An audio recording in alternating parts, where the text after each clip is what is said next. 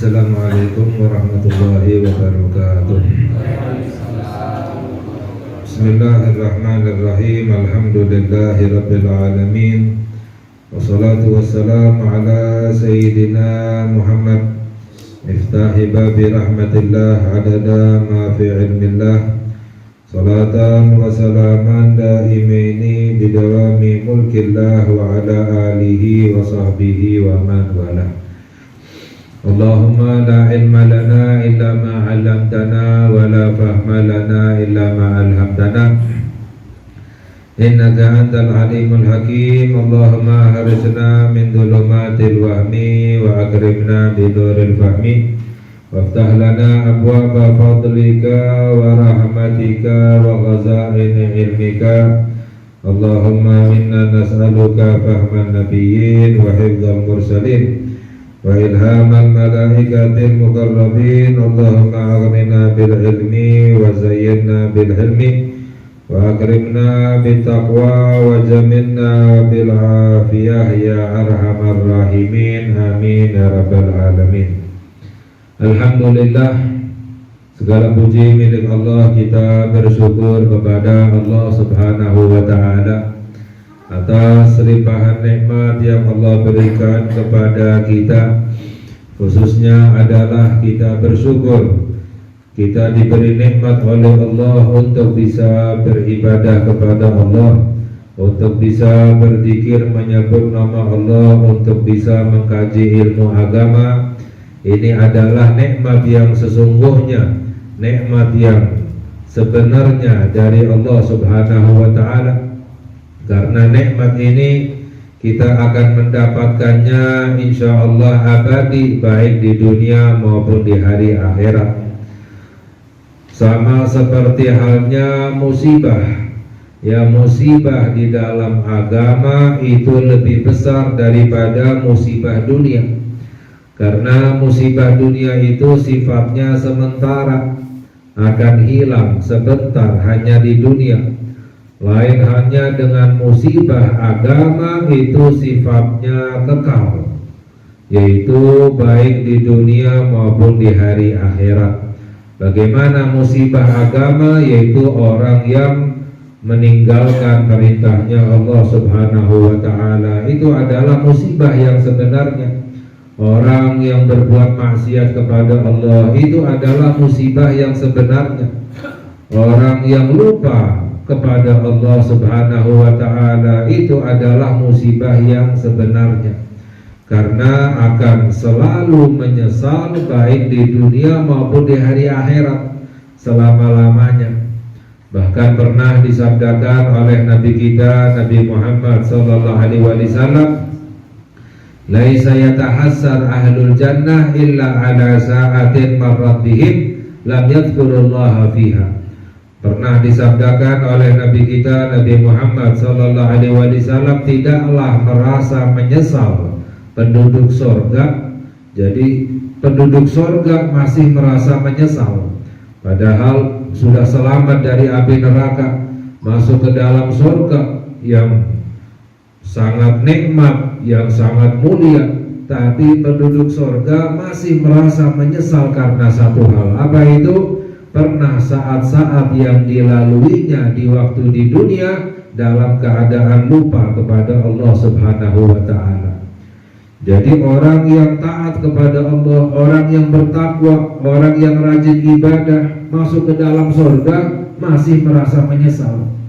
Karena pernah saat-saat yang pernah dilalui di waktu di dunia dalam keadaan lupa kepada Allah subhanahu wa ta'ala.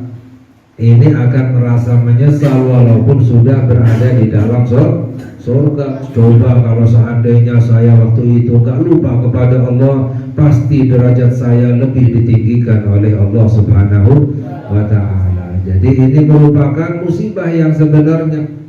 Orang yang lupa kepada Allah, orang yang meninggalkan perintahnya Allah, bahkan orang yang ketinggalan sholat berjamaah, itu adalah musibah yang sebenarnya, ya, akan menyesal selama-lamanya dunia dan akhirat. Coba kalau seandainya saya waktu itu nggak ketinggalan sholat berjamaah, pasti derajat saya lebih ditinggikan oleh Allah Subhanahu wa ta'ala. Karena diriwayatkan bahwa seandainya ada dua orang yang ibadahnya sama, derajatnya sama, tapi yang satu lebih satu amalan ucapan subhanallah misalnya, bedanya antara yang satu dan yang dua, si A hanya lebih amalan satu kali ucapan subhanallah, itu bedanya nanti di surga tingkatannya seperti bumi dan bintang.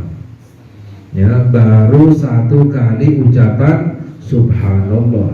Ya, apalagi banyak zikirnya, banyak amalannya, banyak bacaan Al-Qur'annya, tidak pernah ketinggalan sholat berjamaah, ya, sangat tinggi derajatnya, ditinggikan oleh Allah Subhanahu wa ta'ala. Makanya salah satu doanya Nabi kita Nabi Muhammad sallallahu alaihi wasallam, la taj'al musibatana fi dinina. Ya Allah, jangan jadikan musibah kami di dalam agama. Jangan jadikan musibah di dalam agama, karena musibah di dalam agama itu sifatnya kekal selama-lamanya, menyesalnya dunia dan akhirat. Ya, lain halnya dengan musibah dunia, walaupun kita nggak mau mendapatkan musibah dunia, kita minta perlindungan kepada Allah. Tapi musibah dunia sifatnya sebentar, ya, hanya sesaat singkat, akan hilang, akan lewat. Ya. Makanya kita bersyukur kepada Allah Subhanahu wa ta'ala, kita bisa beribadah kepada Allah, berzikir, mengkaji ilmu agama. Semoga kita diistiqomahkan oleh Allah Subhanahu wa ta'ala, ya, diterima amalan kita oleh Allah Subhanahu wa ta'ala. Amin ya rabbal alamin. Alhamdulillah, kita melanjutkan kajian kita di dalam kitab Nasaihud Diniyah, nasihat-nasihat di dalam agama. Qala musannif radhiyallahu ta'ala anhu wa nafa'ana bihi wa bi ulumihi fid darain ila anqala wasrif inayataka ila amril qalbi wal batin. Beliau Al-Imam Al-Habib Abdullah bin Ali Al-Haddad radhiyallahu ta'ala anhu, beliau mengatakan bahwa wasrif inayataka, ya, palingkan, maknanya berilah perhatianmu kepada urusan hati dan batin. Maknanya adalah berikanlah seluruh perhatianmu kepada urusan hati dan batin. Maknanya benar-benar perhatikan urusan hati kita dan batinnya kita. Jangan hanya memperhatikan urusan zahir, yang ibadah yang kelihatan, itu seperti sholat, walaupun kita perhatikan, tapi lebih perhatikan lagi urusan hati kita. Jaga hati kita, bersihkan hati kita, perhatikan selalu hati kita, ya, berilah perhatian yang penuh kepada urusan hati dan batin. Mengapa? Karena di dalam hadis sabda Nabi kita Nabi Muhammad sallallahu alaihi wasallam, innallaha la yanzuru ila suwarikum wala wa a'malikum wa inna ma yanzuru ila qulubikum wa niyyatikum. Karena pernah Nabi kita Nabi Muhammad sallallahu alaihi wasallam bersabda, Allah tidak melihat kepada rupamu dan amalanmu, kata Allah. Allah tidak melihat kepada rupa dan amalan, akan tetapi Allah melihat kepada hati dan niat. Jadi yang Allah lihat adalah hati dan niat. Maknanya apa? Ketika orang beramal, ya, jadi ketika orang beramal, ketika orang beribadah, yang dilihat oleh Allah bukan amalannya, bukan ibadahnya, tapi yang dilihat oleh Allah hatinya. Yang dilihat oleh Allah adalah niatnya. Kalau seandainya hatinya bersih, niatnya baik, baru amalannya itu diterima oleh Allah, ya, ibadahnya baru diterima oleh Allah. Tapi kalau hatinya kotor, niatnya tidak ikhlas, niatnya tidak baik, maka amalannya tidak diterima oleh Allah. Jadi maknanya ketika orang beribadah, ketika orang beramal, yang dilihat oleh Allah bukan amalannya, bukan ibadahnya, tapi hatinya dan niatnya. Tapi kalau seandainya orang nggak beramal, nggak ibadah, ya nggak dilihat oleh Allah hatinya. Nggak beramal, nggak beribadah, mau dapat pahala dari mana? Dan banyak orang yang beralasan, oh yang penting hatinya, tapi nggak ibadah, nggak beramal, mau dapat pahala dari mana? Walaupun hatinya bersih, tapi kalau nggak ibadah, nggak beramal, ya nggak dapat pahala dari Allah Subhanahu wa Ta'ala. Jadi maknanya Allah melihat ke hati orang, Allah tidak melihat rupanya amalannya, Allah melihat ke hatinya dan niatnya. Maknanya ketika sedang beramal, ketika sedang beribadah, yang Allah lihat bukan amalannya itu, tapi Allah lihat hatinya. Hatinya bersih, niatnya baik, baru amalannya itu, ibadahnya diterima oleh Allah Subhanahu wa Ta'ala. Makanya Al-Imamul Haddad radhiyallahu ta'ala anhu, beliau menjelaskan, berilah perhatian yang penuh kepada urusan hati dan batin. Perhatikan hatimu. Fahaqqiq qaulaka bi'amalika, ya, benarkanlah ucapanmu dengan amalanmu. Benarkanlah ucapanmu dengan amalanmu. Ya, kamu mengaku beriman kepada Allah, buktikan dengan amalanmu. Orang yang ngaku beriman kepada Allah, ya taat kepada Allah Subhanahu wa Ta'ala. Orang yang ngaku beriman kepada Allah, buktikan dengan amalannya, mengikuti perintahnya Allah Subhanahu wa Ta'ala, menjauhi larangannya Allah Subhanahu wa Ta'ala. Jadi buktikan, benarkanlah ucapanmu itu dengan amalanmu. Wa amalaka biniyatika, dan benarkanlah amalanmu dengan niatmu. Benarkanlah amalanmu dengan niatmu. Maknanya kita beramal, kita beribadah, ya, kita ini beribadah untuk Allah.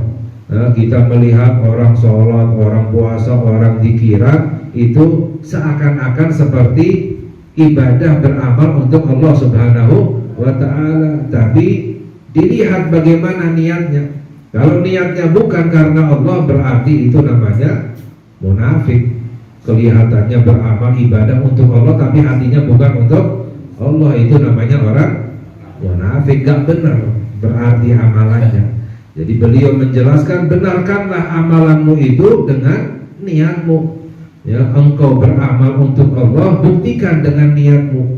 Ketika kamu beribadah, beramal, niatmu hanya untuk Allah Subhanahu wa Ta'ala, bukan untuk selain Allah, bukan untuk orang lain, bukan untuk dihormati, bukan untuk dipuji, bukan untuk diberi dan lain sebagainya. Namun ketika kita beramal, beribadah, kita hanya untuk Allah Subhanahu wa Ta'ala. Wa ikhlasika, jadi benarkanlah amalanmu dengan niatmu dan ikhlasmu. Wa niyataka wa ikhlasaka bitasfiyati dhamirika wa islahi qalbika, dan benarkanlah niatmu, ya, benarkanlah ikhlasmu dengan membersihkan hatimu, memperbaiki hatimu. Jadi agar niat kita ini benar, agar kita benar-benar ikhlas, bagaimana caranya? Ya bersihkan hati kita.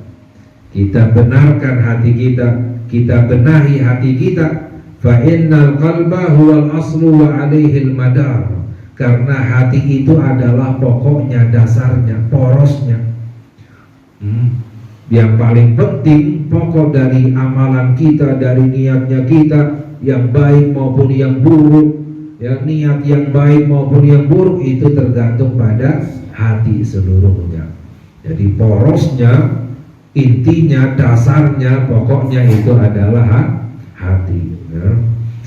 Wafil hadis, karena juga pernah disabdakan oleh Nabi kita Nabi Muhammad sallallahu alaihi wasallam, ala inna fil jasadi mudghatan idza salahat salaha sairul jasad wa idza fasadat fasada sairul jasadi ala wahyal qalbu. Dalam hadis juga disabdakan oleh Nabi kita Nabi Muhammad sallallahu alaihi wasallam, sesungguhnya di dalam jasad, di dalam badan kita ini ada segumpal daging. Kalau daging itu benar, maka seluruh badannya akan menjadi benar. Jika daging itu rusak, maka seluruh badannya akan menjadi rusak. Itu adalah hati. Jadi maknanya apa? Orang kalau hatinya baik, hatinya benar, seluruh badannya menjadi benar. Maknanya apa? Seluruh amalannya akan menjadi benar. Orang kalau hatinya sudah rusak, maka seluruh amalannya menjadi rusak.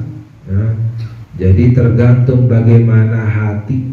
Ya, bohong kalau ada orang yang berkata orang tidak menjalankan perintahnya Allah, orang yang berbuat maksiat kepada Allah, orang yang meninggalkan ibadah, lalu alasannya yang penting hatinya.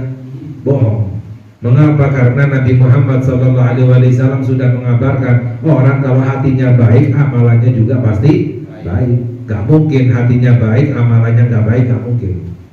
Orang kalau hatinya kotor, rusak, amalannya juga pasti rusak.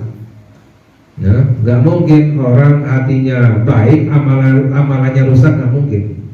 Kalau hatinya rusak, amalannya pasti rusak. Hatinya baik, amalannya juga pasti baik. Ya, ini jadi orang beramal, bagaimana amalan seseorang tergantung bagaimana hatinya. Jadi intinya adalah beliau menjelaskan kepada kita bahwa perhatikan hati kita, karena hati itu adalah dasar daripada amalan-amalan kita. Fawajabal ihtimamu bihi, maka wajib untuk memperhatikan hati. Wasarful inayati ila islahihi wa taqwimihi, dan wajib untuk memberikan perhatian yang penuh untuk memperbaiki hati dan meluruskan hati. Ya, jadi jangan istilahnya hanya memperhatikan ibadah kita, tapi perhatikan hati kita. Wa huwa a'nil qalba sari'ut taqallubi. Karena apa? Karena hati itu cepat berubah. Sifatnya hati itu cepat berubah. Ya. Kafirul ihtirabi, yang banyak sering berubah goncang. Ya.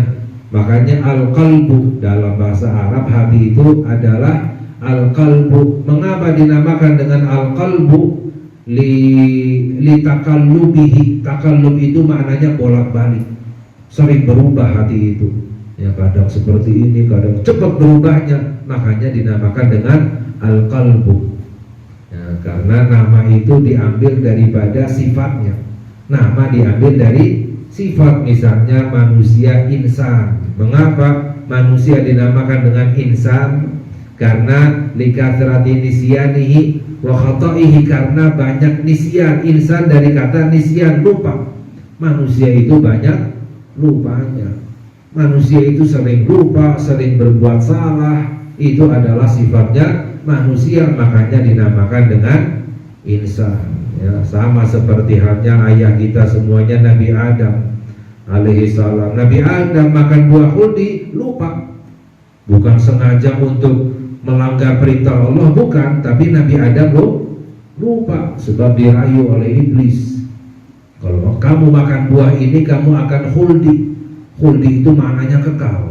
Kamu akan kekal berada di dalam sorga. Dan iblis bersumpah demi Allah. Ya. Nabi Adam gak ngira ada yang berani sumpah bohong. Dikira iblis itu benar makan buah ini pasti kekal di dalam surga. Nabi Adam ingin kekal di dalam surga, ya, lupa dengan perintahnya Allah Subhanahu wa ta'ala, lupa dengan larangannya Allah makan buah khuldi.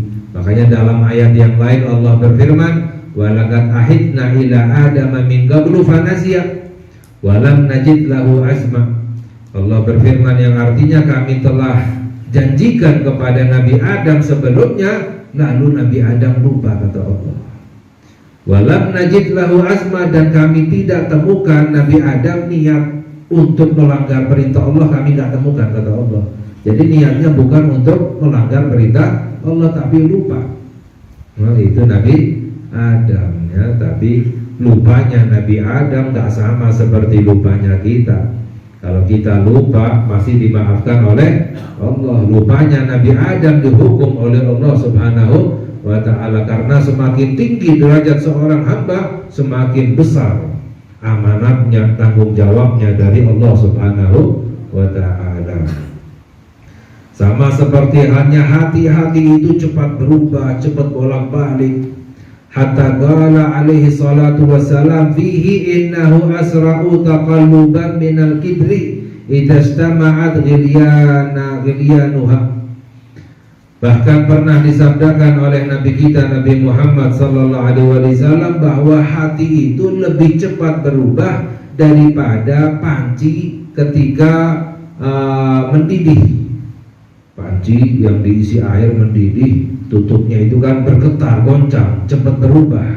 Ya, itu sama seperti halnya hati, ya, cepat berubah. Ini yang dijelaskan oleh Nabi kita Nabi Muhammad sallallahu alaihi wasallam. Wa kana alaihi salatu wasallam katsiran ma yad'u. Bahkan diriwayatkan dahulu Nabi Muhammad sallallahu alaihi wasallam sering berdoa. Apa doanya Nabi Muhammad yang sering beliau panjatkan kepada Allah? Ya muqallibal qulub, tsabbit qalbi ala dinika.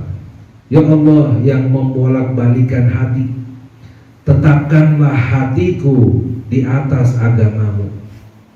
Nah, itu adalah doa yang sering diucapkan oleh Nabi kita Nabi Muhammad sallallahu alaihi wasallam. Ya muqallibal qulubi, tsabbit qalbi ala dinika.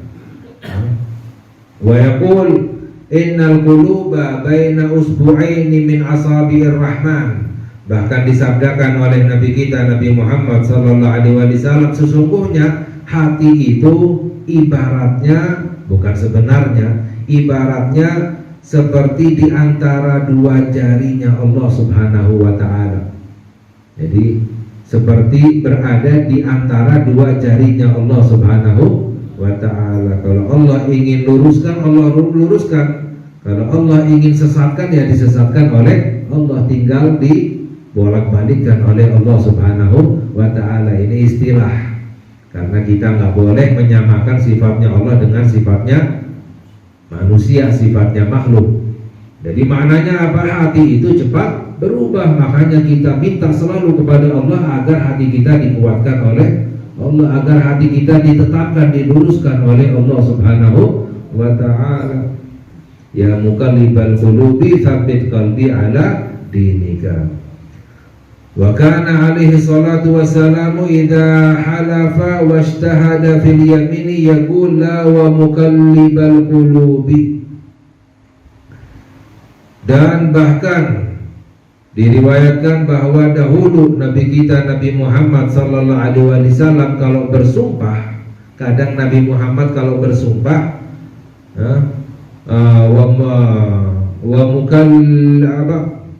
wa mukallibil qulubi. Nabi Muhammad sallallahu alaihi wasallam kalau bersumpah itu dengan mengucapkan tidak, demi yang telah membolak-balikan hati. Itu salah satu ucapan sumpahnya Nabi Muhammad sallallahu alaihi wasallam, demi Allah yang membolak-balikan hati. Ya. Wa qala ta'ala hakiyan an Ibrahim khalilihi alaihi salam, wa la tukhzini yauma yub'atsun yauma la yanfa'u malun wa la banun illa man atallaha biqalbin salim. Ya. Dan juga di dalam Al-Quran Allah menceritakan tentang Nabi Ibrahim alaihissalam. Doanya Nabi Ibrahim apa? Wala tu'zini yawma yub'atsun. Ya Allah, jangan engkau hinakan aku di hari kebangkitan nanti, di hari akhirat nanti. Yawma la yanfa'u malu wala banun, di hari tidak bermanfaat harta dan anak. Nanti di akhirat harta kita nggak ada manfaatnya, anak-anak kita nggak ada manfaatnya. Maknanya apa? Gak bisa menolong kita. Illa man atallaha biqalbin salim, kecuali orang yang menemui Allah, mendatangi Allah dalam keadaan hati yang bersih, yang selamat. Jadi nanti di akhirat orang yang selamat itu apa? Yang hatinya selamat. Orang yang selamat itu adalah orang yang hatinya bersih. Itu adalah orang yang selamat nanti di hari akhirat, hatinya bersih ketika menemui Allah Subhanahu wa ta'ala. Fahris kullal harsi, maka jagalah, benar-benar jagalah, ya, ala anta'tiya rabbaka bil qalbi salim, ya, berusahalah agar engkau ketika menemui Tuhanmu dalam keadaan hati yang bersih. Bersih dari apa? Minasyirki. Yang pertama, bersih dari kemusyrikan. Maknanya apa? Ketika menemui Allah dalam keadaan apa? Kuat imannya kepada Allah Subhanahu wa ta'ala, bersih dari musyrik. Ini yang pertama. Wan nifaq, bersih dari sifat-sifat munafik. Kadang ada orang beriman tapi hatinya masih ada sifat munafik, ya. Maknanya apa? Lemah imannya. Nah, makanya disabdakan oleh Nabi kita Nabi Muhammad sallallahu alaihi wasallam, ayatul munafik salatah, tanda-tanda orang munafik itu ada di 3. Idza hadatsa kadzaba. Yang pertama, kalau berkata suka berbohong, berbicara suka berbohong, ya. Yang kedua, idza wa'ada akhlafa, kalau berjanji suka melanggar janji, ya. Wa idza tumina khana. Yang ketiga, kalau diberi amanat suka khianat, tidak melakukan amanatnya. Itu tanda-tanda orang munafik. Walaupun ngakunya beriman kepada Allah, tapi kalau suka seperti ini berarti masih ada sifat munafik dalam hatinya. Makanya bersihkan hati kita dari sifat munafik. Wal bid'ati, apa itu bid'ah? Menyimpang dari sunnahnya Nabi kita Nabi Muhammad. Orang yang melarang sunnah itu namanya orang yang bid'ah. Orang melarang sholawat misalnya, orang melarang ziarah, orang melarang untuk tawasul. Sebenarnya orang itu yang melarang adalah yang bid'ah. Karena apa? Melarang sunnahnya Nabi kita Nabi Muhammad. Karena ini semua amalan sunnah, ya. Sholawatan sunnah, ziarah sunnah, tawasulan juga pernah dilakukan oleh para sahabat, diajarkan oleh Nabi kita Nabi Muhammad sallallahu alaihi wasallam. Wa munkaratil akhlak, dan bersihkan hatimu dari akhlak-akhlak yang buruk, akhlak-akhlak yang tercela. Misalnya seperti apa? Mithrul kibri wa riya, seperti sifat sombong. Sombong itu adalah akhlak yang buruk. Apa itu sombong? Sombong itu merasa merendahkan orang lain. Yang namanya sombong merendahkan orang lain, merasa dirinya lebih baik dari orang lain, itu namanya sombong. Jadi jangan pernah merendahkan orang lain. Mengapa? Karena kita nggak tahu, ya, sebab orang yang mulia adalah orang yang meninggal dalam keadaan husnul khotimah. Itu namanya orang yang baik, yang mulia. Sedangkan kita nggak tahu bagaimana orang lain meninggal. Kita nggak tahu bagaimana kita meninggal nanti, ya, belum tentu. Nah, jadi jangan pernah merendahkan orang lain. Bisa jadi meninggalnya husnul khotimah, lebih baik dari kita nggak tahu. Makanya dilarang merendahkan orang lain. Jangan pernah merasa lebih baik dari orang lain, ya. Dalam hadis disabdakan oleh Nabi Muhammad sallallahu alaihi wasallam, al-kibru batrul haqqi wa ghamtun nas. Yang namanya sombong itu menolak kebenaran, tahu benar tapi menolak, itu namanya orang sombong. Yang kedua, ghamtun nas, merendahkan orang lain. Kadang ada orang merendah tapi merendahkan orang lain juga, itu namanya sombong, ya. Waria, seperti sifat ria, akhlak yang buruk diantaranya adalah sifat ria. Ria itu beribadah, beramal tapi untuk dilihat oleh orang lain, untuk agar dilihat amalannya. Dari kata ro'a, melihat. Ria, ingin amalannya dilihat oleh orang lain. Seperti sum'ah. Apa itu sum'ah? Sum'ah dari yasma'u, sami'a, mendengar. Ingin amalannya didengar oleh orang lain, ya. Ini adalah akhlak yang buruk, ya. Amalannya tidak diterima oleh Allah Subhanahu wa ta'ala. Wal hasadi, seperti sifat hasad, iri. Apa itu iri? Ingin agar orang lain hilang nikmatnya. Melihat orang lain mendapatkan nikmat, ingin agar nikmatnya itu hilang, agar nikmatnya itu tidak mendapatkan nikmat. Itu namanya orang iri, ya. Sifat iri itu adalah akhlak yang buruk. Al-hasadu ta'kulul hasanat kama ya'kulun narul hatab. Dalam hadis sabda Nabi kita Nabi Muhammad sallallahu alaihi wasallam, sifat iri itu bisa menghabiskan pahala seperti api yang menghabiskan kayu. Jadi cepat sekali menghabiskan kayu api itu, sama seperti sifat hasud. Tapi para ulama menjelaskan wajar saja orang punya sifat iri, wajar. Namanya manusia, setan mengalir dalam diri kita seperti aliran darah dalam hadis kan. Tapi jangan diikuti, berusaha dilawan. Kalau selamat dari sifat iri itu manusia nggak ada, ya. Tapi berusaha untuk dilawan, ya. Jangan diikuti. Bagaimana cara melawannya? Dengan doa. Dipaksa lawan hawa nafsu, lawan sifat iri kita dengan doa.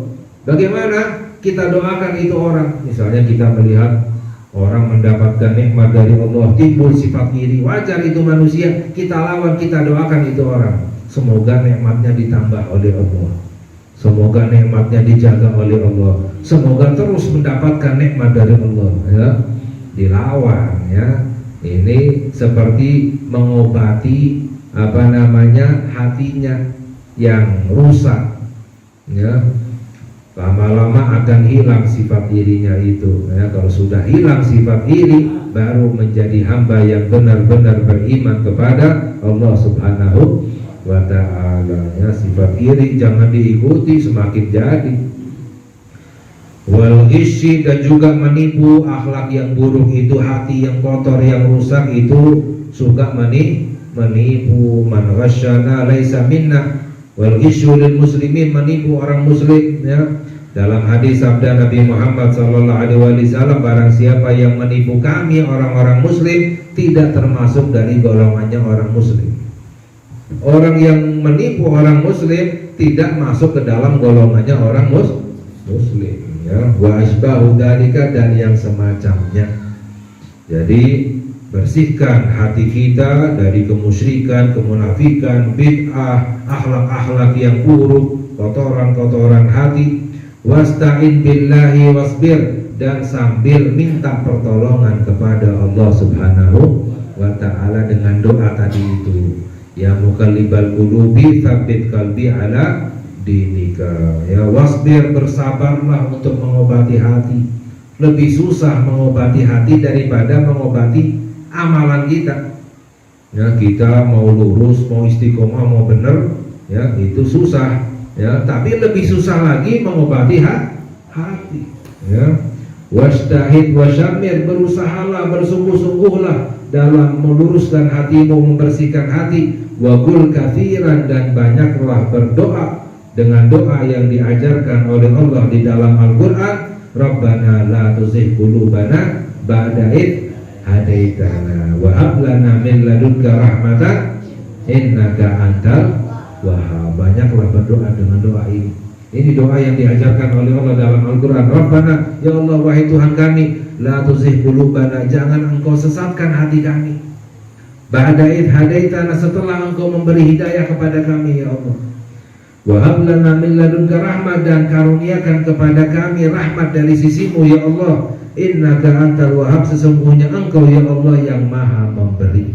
Ini doa yang mulia, sebaik-baiknya doa yang ada di dalam Al-Quran. Banyak doa. Dengan doa seperti ini, orang kalau sudah hatinya bersih, hatinya lurus, amalannya akan menjadi benar, ya. Baru amalannya diterima oleh Allah, doa-doanya dikabulkan oleh Allah, selamat dunia dan akhirat, ya. Semoga Allah memberikan hidayah kepada kita, Allah bersihkan hati kita, Allah luruskan hati kita, Allah ampuni dosa-dosa kita, Allah kabulkan hajat-hajat kita. Amin ya rabbal alamin. Wa sallallahu ala sayyidina Muhammad wa ala alihi wa sahbihi wasallam. Walhamdulillahi rabbil alamin. Wassalamualaikum warahmatullahi wabarakatuh.